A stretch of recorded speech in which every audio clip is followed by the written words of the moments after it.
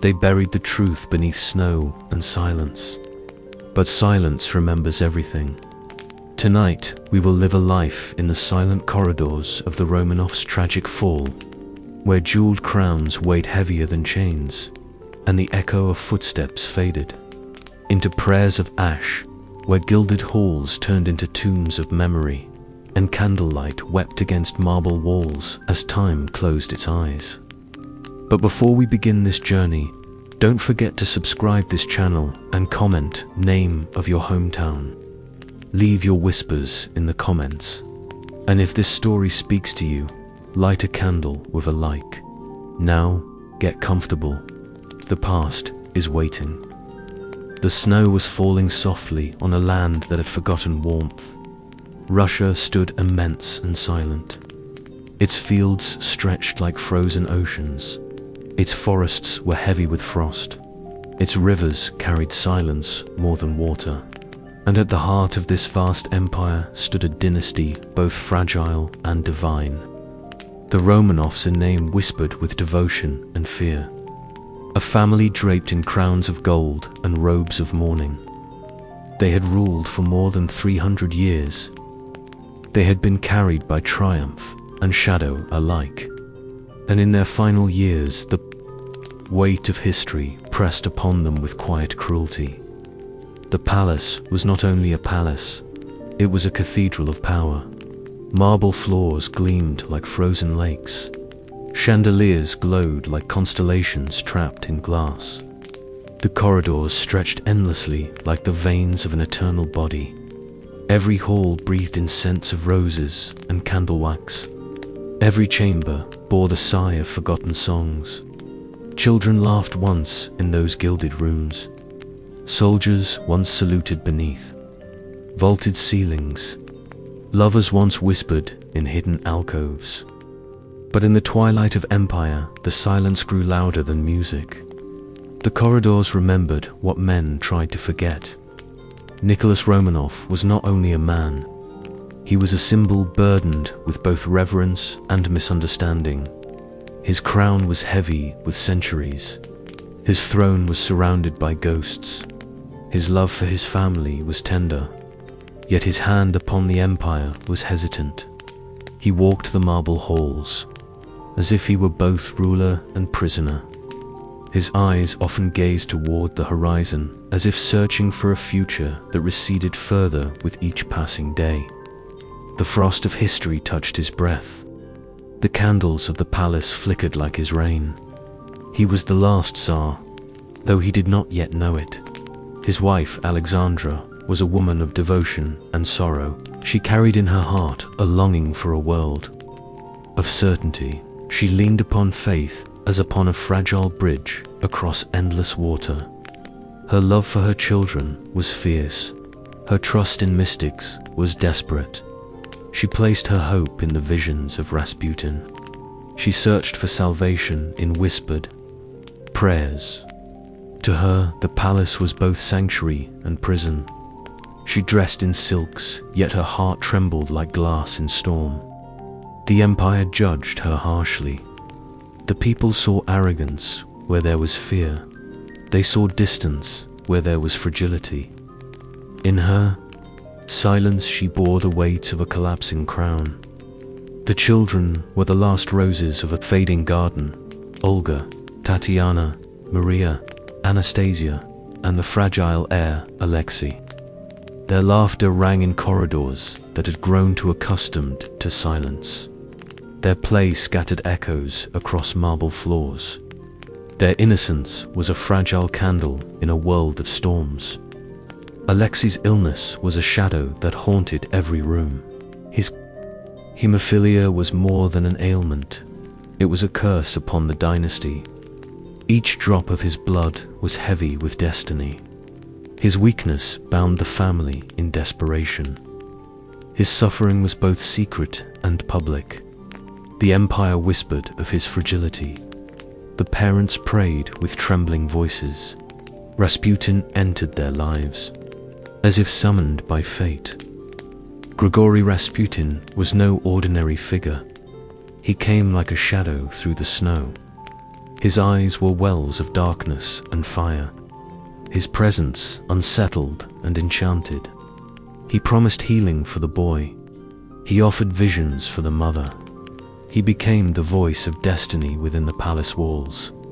To some, he was a holy man. To others, a demon wrapped in robes. To the family, he was a lifeline. To the empire, he was a scandal. His name was carried like a storm through taverns and churches alike. Yet in the heart of Alexandra, he was hope, and hope was all she could hold. The empire itself trembled beneath hidden fractures. The streets of St. Petersburg carried hunger. The factories of Moscow carried anger. The villages of Siberia carried despair. War had drained the body of Russia. Soldiers marched into snow and returned only as memory. Mothers buried sons before their time. The people looked to their ruler and saw distance. They looked to their own lives and saw suffering. The contrast between palace and peasant grew sharper than frost. Marble walls rose higher, even as bread. Lines stretched longer. The silence of the corridors was matched only by the roar of streets. History does not fall in thunder. It falls in silence first. It falls in small moments. A letter left unopened. A prayer unanswered. A rumor whispered. Too long. The Romanovs did not see their end at once. They saw it in fragments. They heard it in the silence that deepened around them. They felt it in the growing distance between ruler and ruled. The palace became an island. The empire became an ocean. Of unrest, the family lived in warmth while the people lived in frost. And yet in the family there was no true warmth, only shadows of devotion, only the fragile hope of survival. The silence of the corridors became a prophecy. The marble remembered each step. The chandeliers remembered each glance.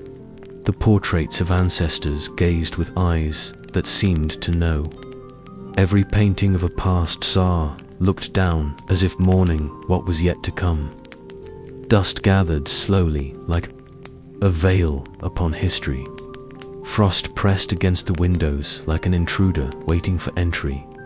The Romanovs walked through their palace like dreamers moving through a dream already fading. Their empire still vast. Their dynasty still crowned. Yet the silence whispered of endings. Endings that would be remembered not for crowns but for candles. Not for thrones but for shadows. And so the first cracks of tragedy began not in battlefields but in quiet rooms. The fall of a dynasty began not with an army but with silence. The silence of corridors that had seen centuries. The silence of hearts that longed for salvation. The silence of a people who would one day shout for change. In that silence, the Romanovs stood, regal yet fragile, crowned yet forsaken, loved yet resented. They stood as figures of devotion and sorrow. They stood as the last guardians of an empire that had forgotten how to breathe. The empire was vast, but its strength was hollow. Beyond the palaces of marble and gold stretched endless fields where peasants bent their backs beneath cruel winters. In villages, smoke rose from wooden huts that barely kept the cold away. Bread was scarce. Hope was thinner still. The Romanovs lived within walls that glowed with candlelight, yet outside hunger gnawed like frost on every doorstep. The gap between throne and soil widened like a wound that could not heal. Every snowfall seemed to bury trust deeper. Every sunrise seemed to fade quicker than the last. Nicholas believed in sacred duty. He saw his role as chosen by God and history. To him, the crown was not only metal, it was covenant. Yet his devotion was fragile in a time of storms. He clung to tradition when the world demanded change. He moved with caution when the empire needed fire. His heart was kind to his family but hesitant to his people. He trusted silence more than counsel. He trusted hope more than vision. In the stillness of his study, he prayed with quiet conviction. Yet beyond the palace walls, the prayers of millions grew louder and more desperate. The war dragged the empire into shadow. Men were called from villages and cities to fight on distant fields. The Great War swallowed sons by the thousands. Trenches filled with mud and sorrow. Mothers wrote letters to husbands who would never return. Soldiers carried rifles heavier than their strength. Blood stained the snow of eastern fronts. Russia bled with every passing month. In the corridors of the palace, maps were spread upon polished tables. Pins marked battles. Words marked strategies. Yet no map could capture the despair of a mother burying her child. No strategy could feed a hungry village. Alexandra bore her burdens in silence, but her heart trembled always for her son. Each night she knelt in prayer beside his bed. Each morning she whispered hope, as if words alone could mend blood. The illness of Alexei was not just weakness of body, it was weakness of dynasty. If the heir could not be strong, then the throne itself wavered. Rasputin's presence grew stronger in those years. He spoke in riddles and blessings. He touched the boy and wounds seemed to ease. Alexandra clung to his presence as to a lifeline. Yet outside the palace, his name became poison. The people saw him as a shadow controlling the throne. The nobles whispered of disgrace. The church murmured of danger. Yet for a mother, he was salvation. Rasputin's story entered the veins of the empire like fire. Tales of his influence spread. In taverns, his wild eyes became subjects of caricature. His name was cursed in the streets and laughed about in courts. To many, he was proof that the dynasty was lost. A peasant mystic guiding the empress through visions and secrets. His presence disfigured the image of the crown, and yet his words often calmed the boy. His prayers often eased Alexandra's despair. In this contradiction, the dynasty stood, bound by faith, yet undone by perception. Saved in secret, yet condemned in public. The silence of the palace thickened as the empire unraveled. Letters from the front spoke of death. Rumors in the city spoke of rebellion. Bread lines grew longer. Riots broke the stillness of frozen streets. The people's patience thinned like ice beneath spring sun. Soldiers themselves began to question loyalty.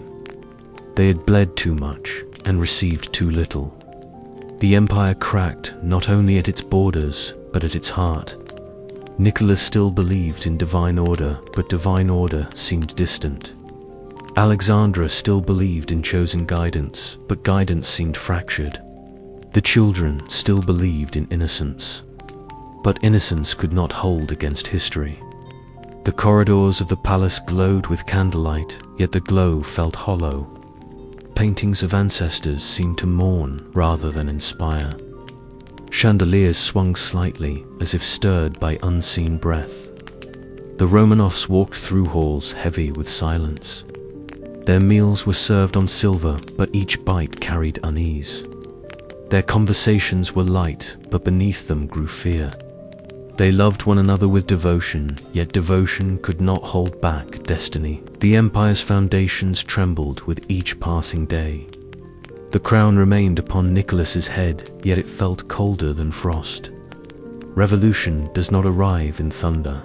Alone, it arrives first in hunger. It arrives in whispers among workers in factories. It arrives in soldiers sharing doubts beside campfires. It arrives in mothers speaking of loss. The empire had grown too heavy for silence. The whispers became shouts. The frost cracked into rivers. The people began to march. They carried banners of hope and cries of despair. They demanded bread. They demanded dignity. They demanded voices. The Romanovs heard the echoes, but within, Their palace, they still clung to silence. They believed the storm could be weathered. They believed the crown still bore sacred power. Yet storms do not ask permission. Storms arrive when the sky can no longer hold. And so the distance widened. The palace stood as island of gold while the empire drowned in sorrow. Nicholas believed, still in duty. Alexandra believed still in faith. Rasputin believed still in destiny. The children believed still in love. But belief alone cannot mend fractures. Belief cannot feed a starving child. Belief cannot calm soldiers who have buried too many. The silence of the corridors deepened into prophecy. The portraits looked down with eyes that seemed to say farewell. The chandeliers flickered as if reluctant to shine. The marble floors echoed footsteps that carried more weight than crowns. The empire was moving toward its end. The Romanovs still walked through their halls. Yet history had already begun to write their final chapter in ink, darker than night. The winter of discontent grew colder. Russia stood at the edge of breaking. Each day the hunger in the streets deepened. Each night the silence in the palace thickened. The contrast became unbearable. The Romanovs prayed in candlelit chapels, while peasants clawed for bread. Soldiers froze in trenches, while chandeliers glowed in endless warmth. The empire was too heavy for one crown, the burden too vast for one fragile family. And still, Nicholas believed in divine duty.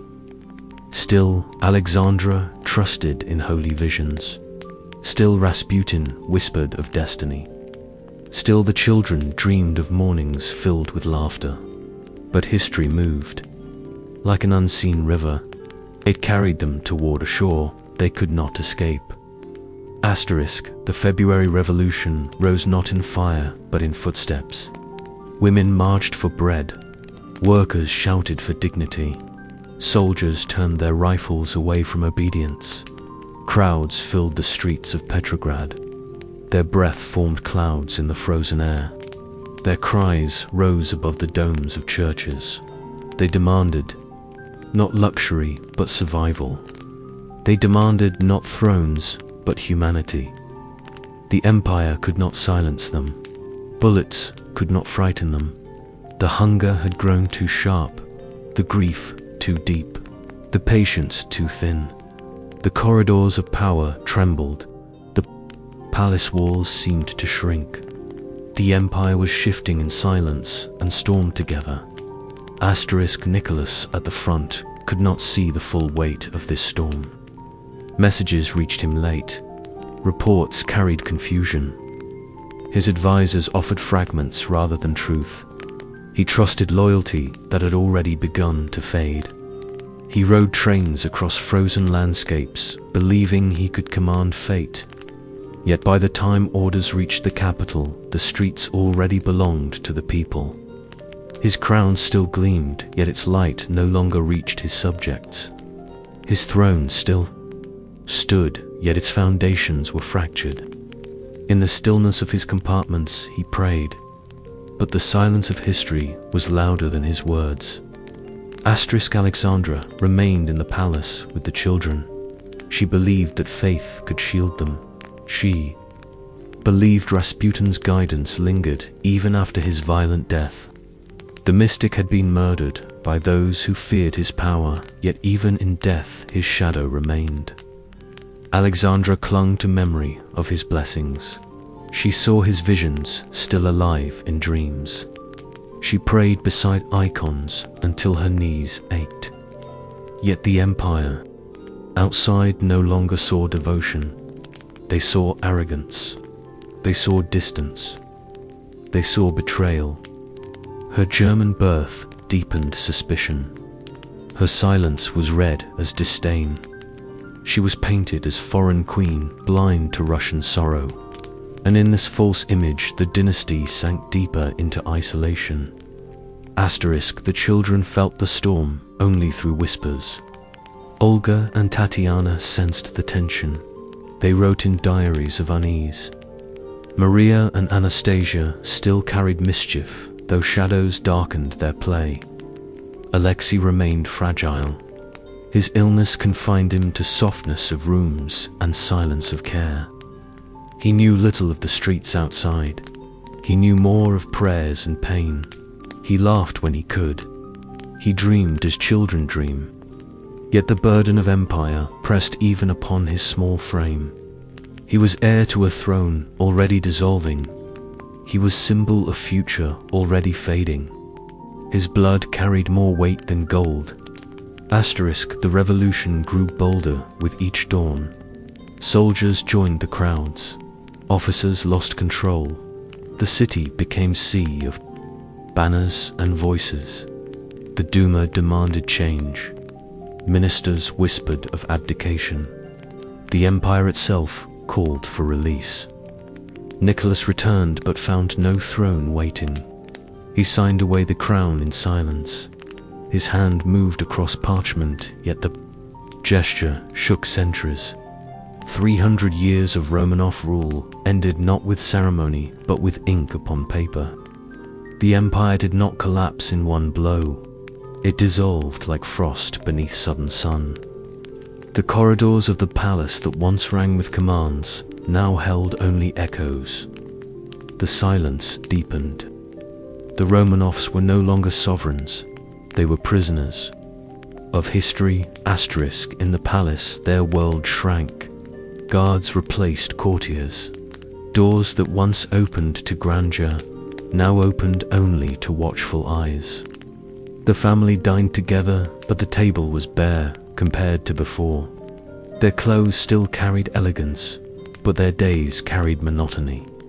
They wrote letters, they prayed, they read aloud, they leaned upon each other with devotion. The children clung to laughter, though it was thinner now. Nicholas walked in small gardens under watchful gazes. Alexandra whispered prayers by windows fogged with her breath. They remained a family, yet no longer a dynasty. Their crowns were gone, but their humanity remained. And it was this humanity that history would remember most. The silence of the corridors shifted from prophecy to prison. The same marble floors now echoed with different footsteps. The portraits of ancestors seemed to watch with sorrow. The chandeliers no longer gleamed as before. Dust gathered more quickly. Curtains fell heavier. The Romanovs lived in stillness, like birds kept in golden cages. Their names carried both reverence and resentment beyond those walls. To some, they were martyrs of tradition. To others, they were symbols of oppression.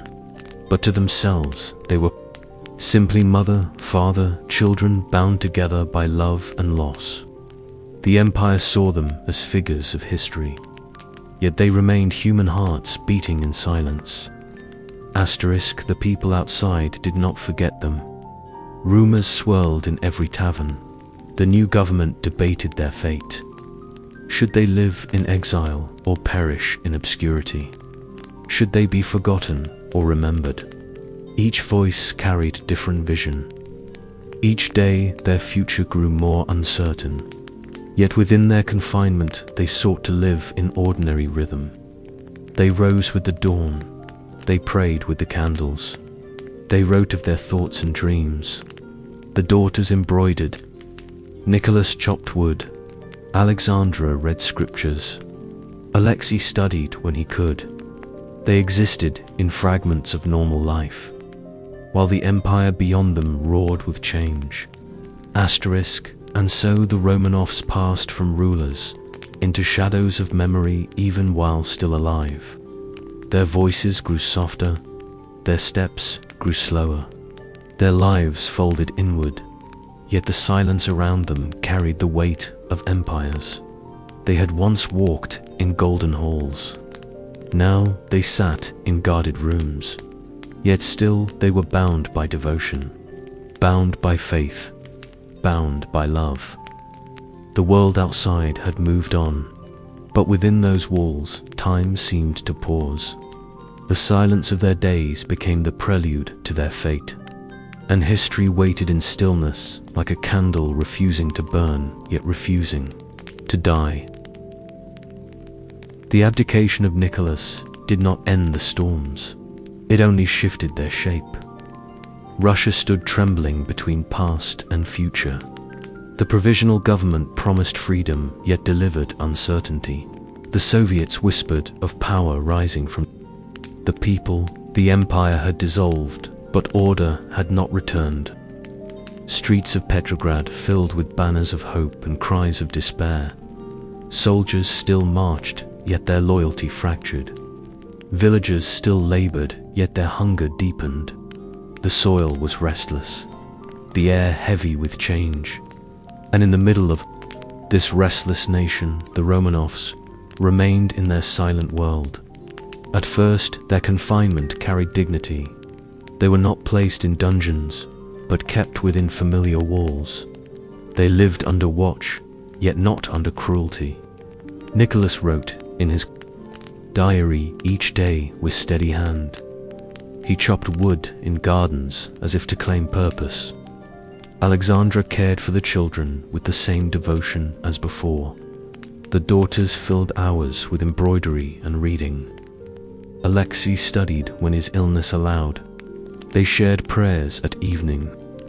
They lit candles with reverence. They held one another in fragile comfort. The empire saw them as fallen monarchs. But within their walls, they were only a family living in shadow. Yet shadows lengthen with time. Guards shifted. Faces once respectful grew indifferent. Doors that once opened freely became locked with heavier chains. Newspapers outside filled with ridicule. Caricatures mocked their faces. Rumors stained their names. They were accused of arrogance. They were painted as blind to suffering. They were spoken of as symbols of all that had failed. Yet within their walls, they still clung to innocence. The daughters still laughed softly. Nicholas still prayed with calm devotion. Alexandra still whispered her fears to God. Alexei still dreamed of freedom. Their humanity remained even as their dignity was stripped away. Exile soon followed. The family was moved from palace to house, from house to another house. Each transfer felt like another step away from memory of grandeur. They carried few possessions, icons, books, small treasures of childhood. The silence grew heavier with each journey. Trains carried them across endless fields. Windows framed landscapes of snow and forest. Guards sat with rifles across their knees. The children gazed out at horizons they could not reach. Nicholas watched fields pass with steady eyes. Alexandra gripped rosary with trembling hands. Each mile was both distance and farewell. They were carried deeper into obscurity. Tobolsk became their new home, a provincial town wrapped in snow and silence. The governor's house became their cage. The family lived in a world of routine. They rose at dawn. They read aloud scriptures. The daughters embroidered by windows where frost painted flowers of ice. Nicholas chopped wood as snow fell in slow silence. Alexei struggled with illness that returned with sharp cruelty. Yet in that obscurity they found fragments of peace. They prayed together each evening. They lit candles in devotion. Their love bound them tighter than before. They were far from empire, yet closer to one another. But outside their small world, the storm of revolution grew fiercer. The Bolsheviks rose with iron voices. The war dragged Russia into deeper wounds.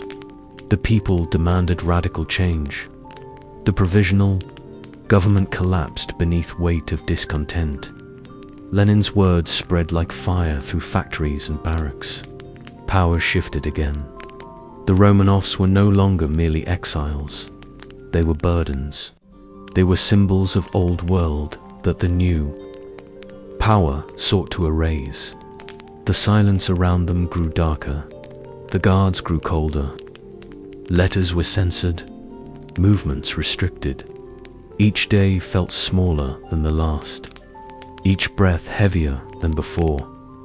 Alexandra still believed in divine purpose. She wrote of faith even as hope thinned.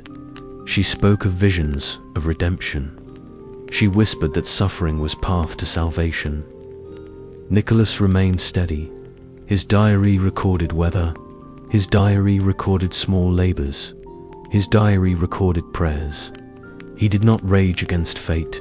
He accepted silence with dignity. The daughters carried youth still, but their innocence was shadowed. They wrote poems of longing. They embroidered crosses upon cloth. They dreamed of a life they would never reach. Alexei bore his pain with courage, yet his fragility deepened. He remained symbol of both love and sorrow. The silence of Tobolsk was different from the silence of palaces. There were no chandeliers, no marble, no portraits of ancestors, only plain walls and wooden floors. Yet even here history lingered. The corridors still carried whispers. The walls still felt heavy with unseen eyes. At night, the candles flickered like fragile souls. The family prayed with heads bowed low. Outside, snow pressed against windows. Wolves howled in distance. The empire beyond moved without them. Yet within that house, time seemed to pause. They were not rulers. They were not prisoners. They were shadows suspended between memory and destiny. News from outside reached them in fragments. Russia had withdrawn from the war. Land and factories were seized. Churches trembled under new decrees. The people divided between hope and fear.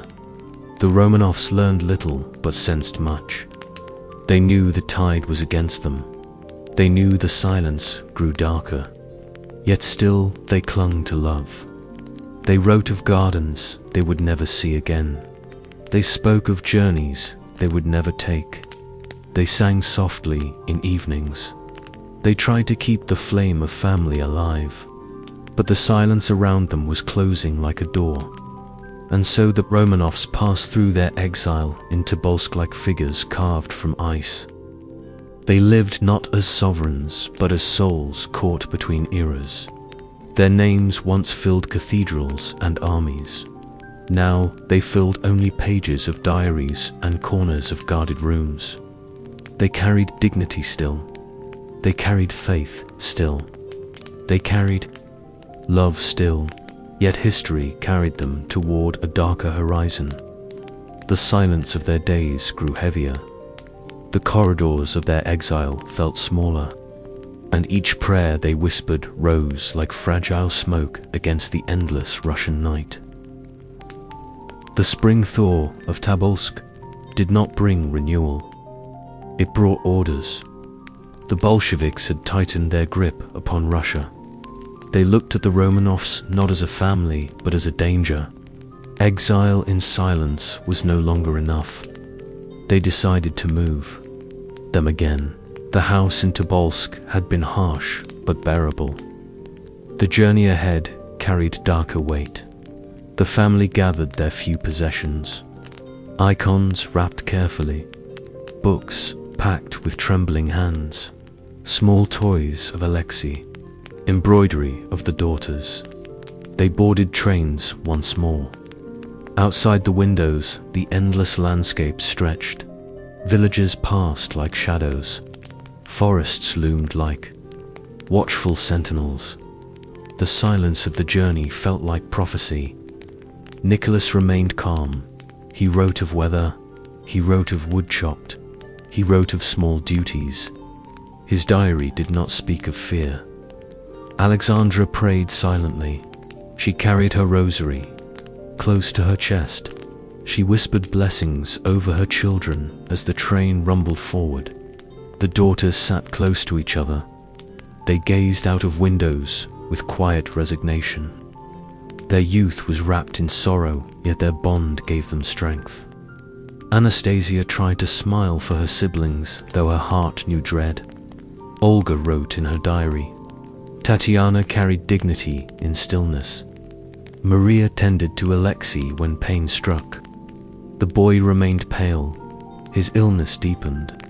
Yet he tried to be brave for his parents. The destination was Yekaterinburg, a city in the Urals, far from St. Petersburg, far from memory of empire. The arrived under heavy guard. The house awaiting them was called the Ipatiev House. Yet the family would call it the House of Special Purpose, a name soaked in irony. For the house was not meant to keep them safe. It was meant to hold them until history decided their end. Its walls were plain, its windows shuttered, its rooms cramped, its corridors narrow. No marble, no chandeliers, no portraits of ancestors, only silence and guards with rifles. The Romanovs stepped inside as if stepping into fate itself. Their life in the house became routine of confinement. Guards watched every movement, doors locked at every corner. The family ate plain meals. They slept in rooms stripped of comfort. They prayed each evening by candlelight. They wrote letters, though many were censored. The daughters embroidered with trembling hands. Nicholas chopped wood in the yard under watchful eyes. Alexandra read aloud to the children. Alexei grew weaker.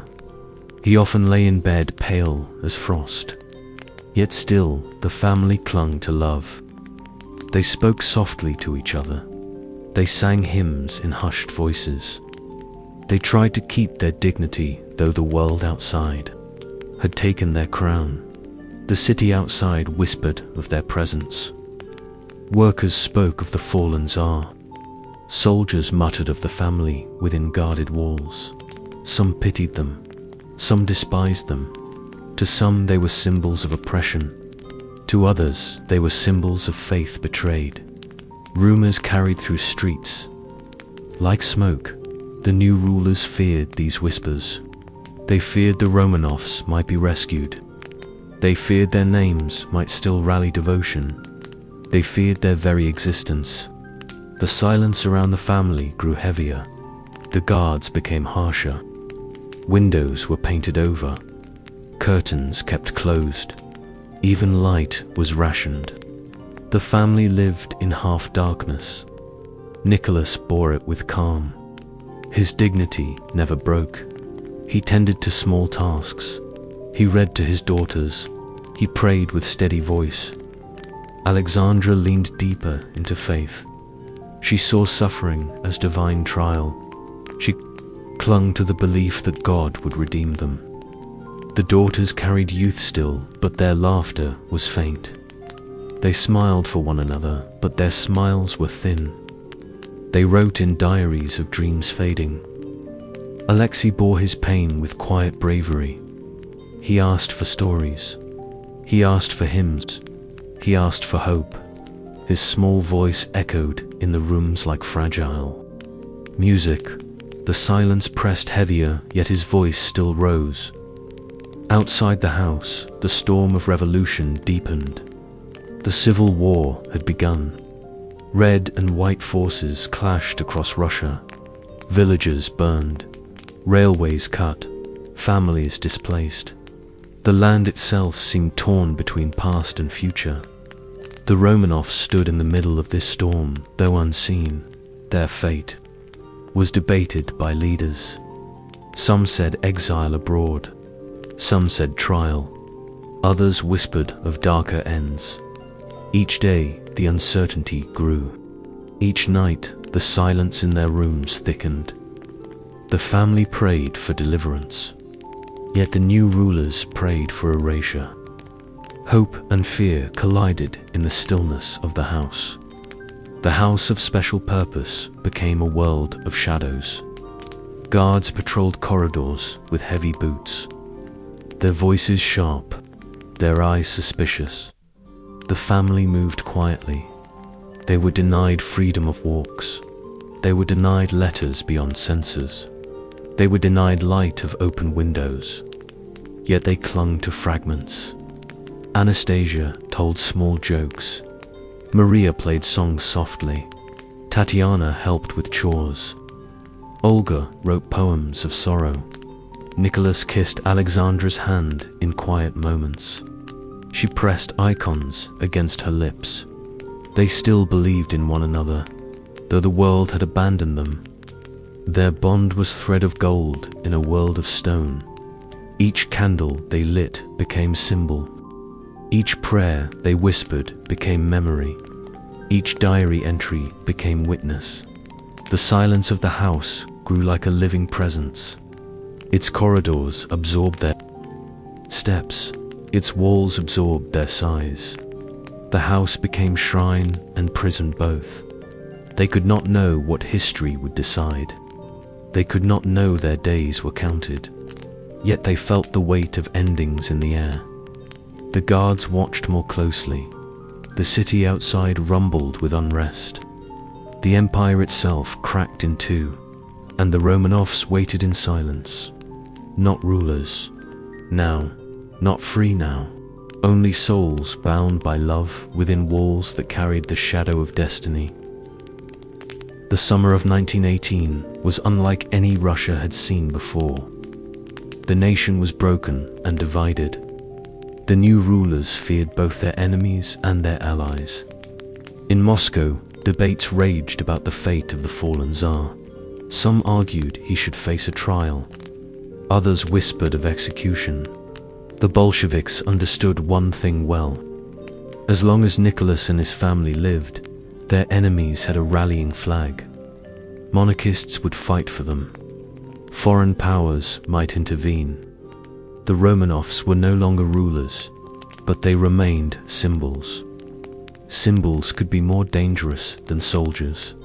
In Ekaterinburg, the family lived under constant surveillance. The house where they were kept was once a merchant's home. Now it was surrounded by guards and fear. Windows were painted over to block all views. The children longed for sunlight, but saw only shadows. Their days blurred into one another. They read books, prayed, and sang quietly. Alexandra wrote in her diary each night. Her words were filled with hope, yet lined with despair. Nicholas still dreamed of escape, but every passing day eroded those dreams. The guards grew crueler as weeks passed. The family's meals became smaller, their comforts fewer. The daughters tried to remain cheerful, but even their laughter carried a note of sorrow. Alexei's condition worsened. His illness brought him pain that no medicine could soothe. His sisters cared for him tenderly. In those quiet hours, the palace of their past felt like another world. The jewels, the balls, the glittering halls, all had vanished. In their place stood a life of bare walls and endless waiting. Beyond the city, the civil war raged. The red and white armies clashed across vast landscapes. Each side claimed to fight for Russia, yet the land itself seemed weary of blood. The whites, supported by foreign powers, pushed eastward. Their advance brought fear to the Bolsheviks in Ekaterinburg. Rumors spread that the Romanovs might be rescued. That possibility terrified the local leaders. They could not allow the whites to gain such powerful symbols. Inside the house, Nicholas tried to comfort his children. He told them stories of the sea, of hunting trips, of days when life was simple. Alexandra clung to her faith, whispering prayers for deliverance. Yet she too felt the shadow creeping closer. Each sound outside their door made her heart race. Each whisper of the guards carried a sense of doom. The daughters, though young, understood far more than their parents believed. They knew their fate was tied to forces far beyond their control. By July, the decision was made in secret. The Bolsheviks ordered that the family must not be allowed to fall into enemy hands. Local leaders in Ekaterinburg prepared quietly. They spoke in low voices, their words heavy with finality. The Romanovs were told nothing. To the family, each day appeared like the one before, but unseen hands were arranging their end. On the night of July 16th, the air was still. The family slept without knowledge of what awaited them. The guards moved with nervous silence. Orders had been given, and no man dared disobey. In the early hours of July 17th, the family was awakened. They were told they were being moved for their safety. They dressed quickly, some carrying small belongings. Nicholas held Alexei in his arms, as the boy was too weak to walk. Together, they descended into the basement of the house. The room was small, dimly lit, with walls that held the scent of earth and lime. The family stood close, confused but obedient. Nicholas asked for chairs so that his son and wife could sit. They waited, unaware of the finality of that moment. Then the guards entered, armed and tense. A command was read aloud. It was short, cold, without mercy. The family was sentenced to death. Nicholas barely had time to turn to his wife before the shots began. The sound filled the small room. Smoke and screams mingled with echoes of destruction. The daughters clung to one another, their cries drowned by gunfire. Alexandra whispered a final prayer. Nicholas fell beside her, his face calm even in death. The children's fate was crueler still. Bullets struck, but did not always kill. Hidden jewels sewn into their clothing shielded them. The guards grew frantic, using bayonets and close fire. The room became a place of horror, a scene of history's darkest turn. When silence finally returned, the dynasty was gone. The Romanovs, rulers of centuries, were no more. The guards moved quickly. The bodies were carried out, treated with haste and secrecy. They were taken into the forest, stripped of identity, buried in shallow graves. Acid and fire were used to hide the truth. The men who carried out the orders acted with fear and urgency. They wanted no trace to remain. The Romanov name, they believed, must end not just in life, but in memory.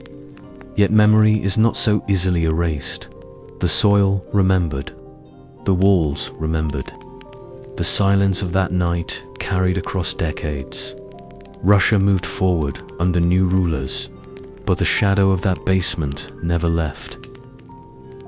The train that carried the Romanovs to Yekaterinburg did not carry hope. It carried shadows. The family had been stripped of all power. They were no longer rulers of Russia. They were captives in their own land. The Ipatiev house waited for them, a merchant's home, ordinary from the outside. Yet inside it was to become a chamber of history. Its walls were bare, its windows painted shut, its corridors filled with guards who spoke in whispers. The Romanovs were confined to a handful of rooms, their lives reduced to simple routines. Wake, pray, eat, wait. Days blurred into nights. Nights blurred into silence.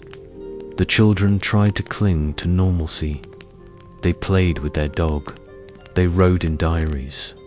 They whispered songs when the guards were not listening. Their innocence was fragile but stubborn. Nicholas tried to shield them. He kept a calm face. He spoke of better days. He promised that God would not abandon them. He held Alexandra's trembling hand. He prayed without ceasing. Alexandra grew weaker, her body frail, her eyes full of fire yet dimmed by worry. She feared for her children. She feared for her faith. She feared for the empire that had crumbled like dust. Outside the house, the world changed rapidly.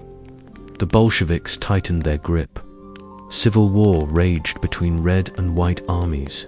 Russia was bleeding from every corner. Inside the house, the family clung to threads of dignity. The girl sewed, Alexei drew. Nicholas wrote in his diary. His words were simple. They carried weight in their simplicity. He wrote about the weather. He wrote about prayers. He wrote about faith. Yet between the lines, there was silence. Guards shifted daily. Some were cruel. Some showed pity.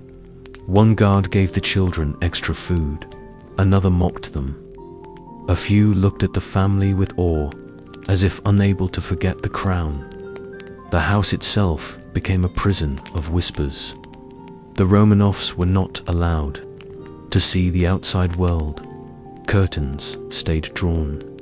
Fences were built higher. News was rare. Hope rarer. Yet within those walls there was still humanity. Anastasia told jokes. Tatiana tried to keep order. Olga sang softly at night. Maria comforted her siblings. They laughed sometimes. They dreamed sometimes. They refused to let despair devour them entirely. Still, shadows grew longer. Rumors reached them. Escape attempts by royalist forces failed. Friends who once swore loyalty disappeared. Every sound of boots outside the door brought dread. Nicholas accepted his fate. His diary entries showed no bitterness, only resignation. He wrote of faith. He wrote of his children. He wrote of endurance. Alexandra clung to prophecy. She believed suffering was part of divine plan. She prayed for a miracle. But miracles seemed far away. Alexei's health worsened. His hemophilia tormented him. Pain became his constant companion. Yet he did not cry often. He learned to endure. His sisters comforted him, their hands gentle. The guards grew harsher. Food rations were cut. Letters were censored. Conversations were watched. Even their prayers seemed dangerous. In the midst of despair, the Romanovs still held on to rituals. The family gathered around icons. They whispered prayers together. They crossed themselves. They believed that no guard, no wall, no bullet could take faith away. But the city outside grew restless. Yekaterinburg was tense. Whispers of white army advances filled the air. The Bolsheviks feared the family would be rescued. Fear became urgency. The decision was made in silence. It was signed in secret. The Romanovs' fate was sealed not by their actions, but by the tides of revolution. Still, they did not know. They lived as if tomorrow might come. They dreamed of freedom. They believed perhaps they would be exiled. Perhaps they would be sent abroad. Perhaps mercy still lived. The Ipatiev house grew heavier with each passing day. Its walls heard prayers. Its floors heard whispers. Its air carried dread. History was closing in. The clock ticked toward midnight, and soon silence would speak louder than crowns. The night of July 16th carried an unnatural stillness. The Romanovs were told to prepare for another move. The guards spoke with authority, yet their faces revealed unease. Nicholas sensed the weight behind their words. Alexandra tightened her grip on the children's hands. Hope still lingered that they might be reunited with relatives abroad. It was a fragile hope, yet it kept them standing. The family descended into the basement of the Ipatiev house. The air was damp and heavy. The bare walls offered no comfort. Chairs were arranged hastily in the center of the room. Nicholas helped Alexandra sit. The children remained close. Anastasia whispered to Maria while Alexei leaned against his father. The silence was broken only by the shuffle of boots above. Nicholas looked at his family one last time. He forced a calm expression. His voice was steady when he said they must remain brave. Alexandra crossed herself. The daughters followed. Their lips moved in prayer. The candlelight flickered faintly on their pale faces. Then came the men. They entered with rifles in hand. The leader read a short statement. His words echoed in the room like a final decree. Nicholas barely reacted. Alexandra drew her children closer. Confusion filled their eyes. The children could not grasp the finality in those words. The shots came suddenly. Harsh, sharp, merciless. Smoke filled the small space. Screams were muffled by gunfire. The children clutched at each other. Bullets struck, but did not always pierce. The jewels sewn into their clothing acted as armor. Panic spread among the executioners. Bayonets were drawn to finish what bullets had failed to do. The horror stretched longer than it should have. When silence returned, the room no longer held life. The Romanovs lay still. Nicholas had fallen first. Alexandra beside him. The children, after their final expressions, were of shock more than peace. The room bore witness to an end that history would never forget. The bodies were taken away. In the dead of night, they were loaded onto a truck. The streets of Yekaterinburg remained quiet. The townsfolk slept unaware of what had been done. The men drove to the forest outside the city.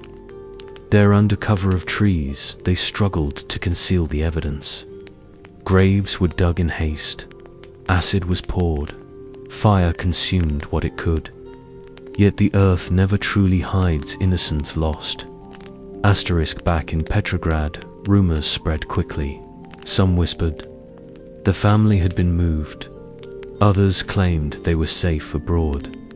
The Bolsheviks released vague statements. They confirmed Nicholas was executed. About the family, they remained silent.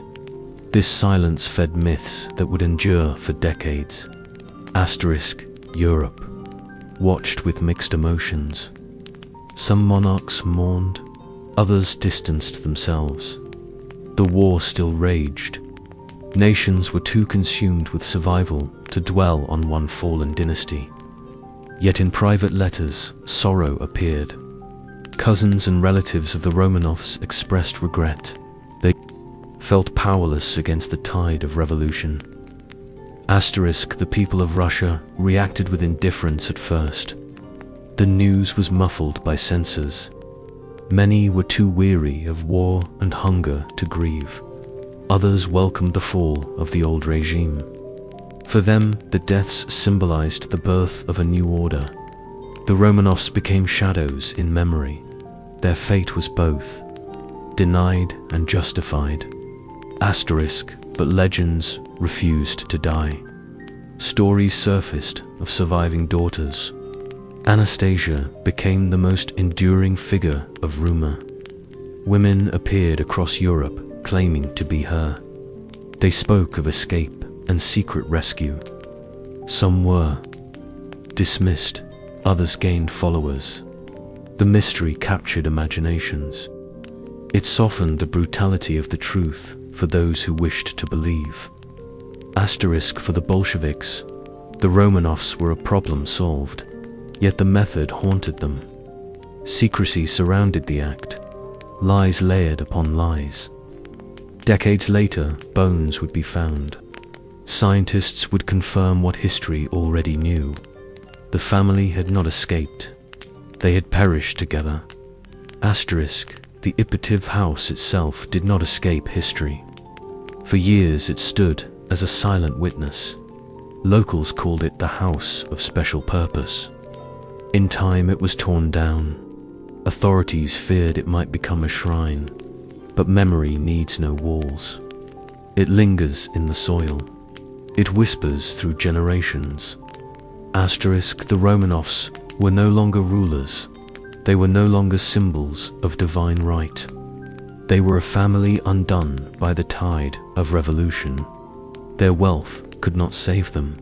Their faith could not shield them. Their Innocence, as parents and children, could not soften the cruelty of politics. Asterisk, what remains is not only tragedy, it is also reflection.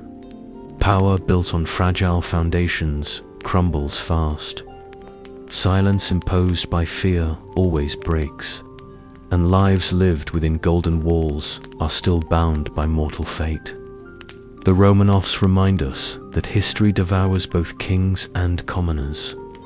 Alike, asterisk, their story is not simply of death, but of the fragile line between glory and ruin. Their names echo because they stood at the threshold of two worlds, one fading into twilight, the other rising in fire. The Romanovs belong to both. They are ghosts of empire. They are children of sorrow. And in the silence of that night in Yekaterinburg, they became eternal. The train stood silent at Yekaterinburg. Inside its dark compartments, the Romanovs felt the chill of betrayal. They had been told they were moved for safety, yet every mile had carried them deeper into shadow. Guards whispered in corners. Windows were covered. The Tsar read his Bible by weak lamplight. Alexandra clutched her cross. The children whispered prayers. Still, they tried to believe in tomorrow. But tomorrow was being erased. The house chosen for them was called Ipativ. To the locals, it was just a house on a corner street. To history, it would become a tomb. Its rooms were stripped bare. Windows were painted over. Every sound from inside was muffled. The Romanovs walked through its halls as captives. The Tsar, once a ruler of millions, was now a prisoner of a handful of men. His daughters, who once wore jewels, now patched their own dresses. His son, once destined for the throne, now fought illness with no medicine. Days passed in monotony, breakfast of stale bread, walks in a small garden under watchful eyes, whispers between sisters. The Tsar chopped wood to keep his hands busy. He read to his son about battles long past. The Empress wrote letters never sent. Guards came and went. Some mocked them, some avoided their eyes.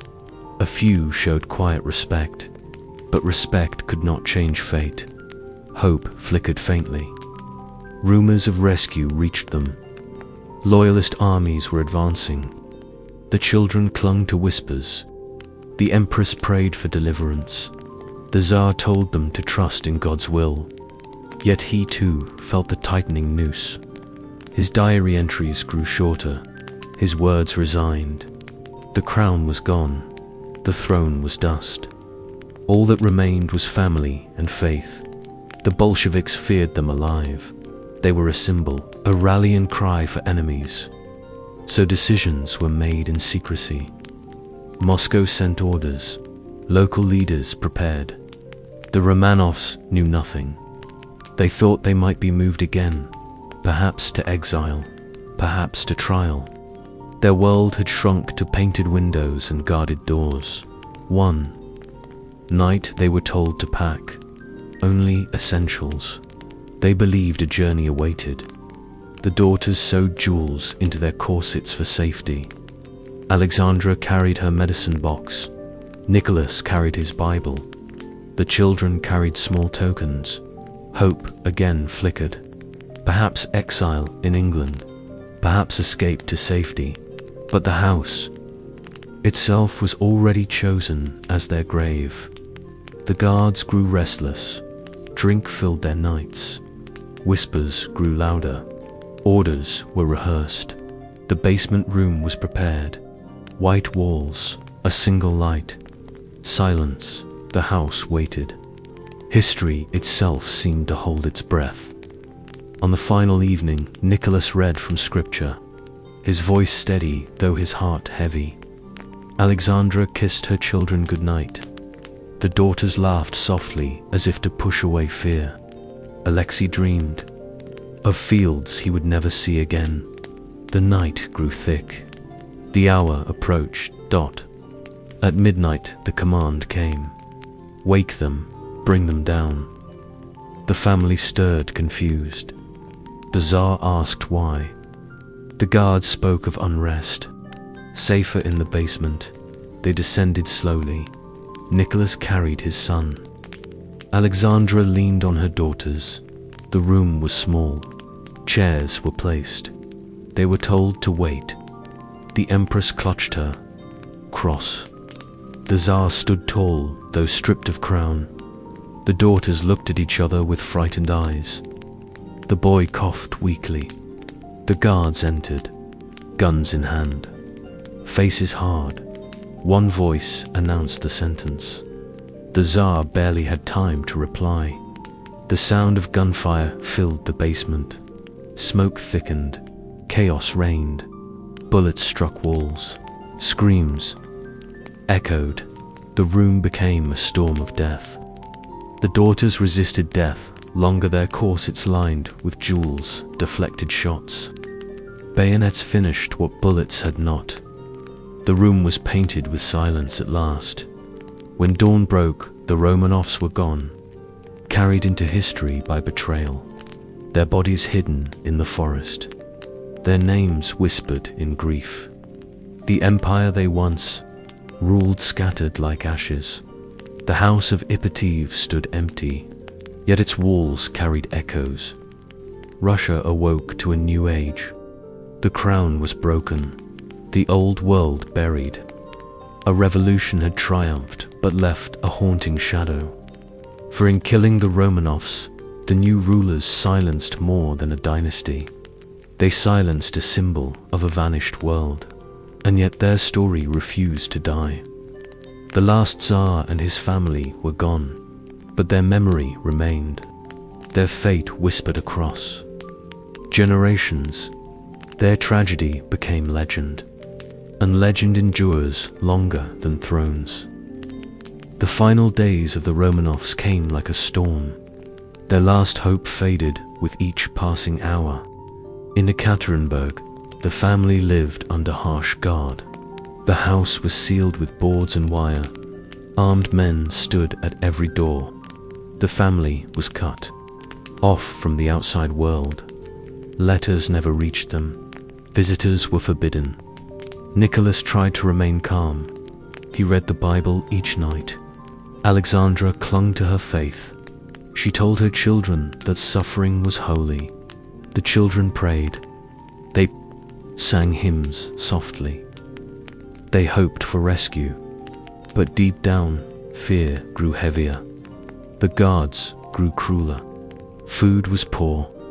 Windows were painted shut. They could not see the sky. At times they walked in the yard, but always watched.